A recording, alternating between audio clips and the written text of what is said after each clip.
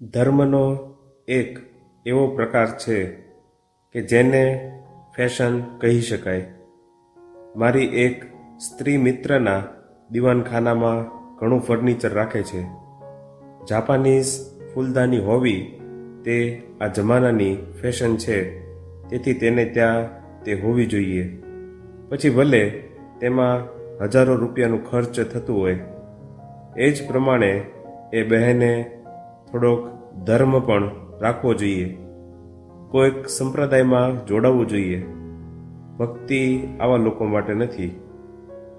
તે જીવનની જરૂરી વસ્તુ નથી બની, જેના વિના આપણે જીવી શકીએ નહીં. તે જ જીવનની ખરી જરૂરી વસ્તુ છે. આપણને શ્વાસ ઉચ્છ્વાસની જરૂર છે. આપણને ખોરાક જોઈએ છે, તેમજ કપડાં પણ જોઈએ છે. તે સિવાય આપણે જીવી શકીએ નહીં. આ દુનિયામાં કોઈ પુરુષ કોઈ સ્ત્રીના પ્રેમમાં હોય છે ત્યારે ક્યારેક તેને એમ લાગી જાય છે કે તેના વિના પોતે જીવી શકશે નહીં. જોકે આ ભૂલ છે. પતિનું મૃત્યુ થાય છે ત્યારે તેની પત્ની માને છે કે પતિ વિના હવે પોતે જીવી શકશે નહીં, અને છતાં બરાબર જીવે છે.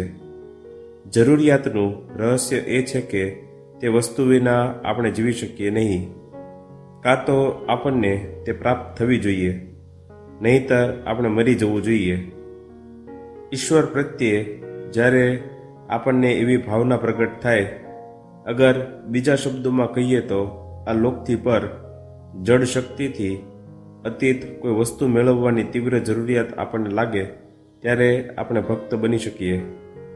જ્યારે એક ક્ષણ માટે આ વાદળ ખસી જાય અને આપણને અતિન્દ્રિય તત્વોની ઝાંખી થાય, ત્યારે તે ક્ષણ પૂરતી તે સઘળી અધમ વાસનાઓ પણ સિંધુ સામે બિંદુ જેવી દેખાય છે.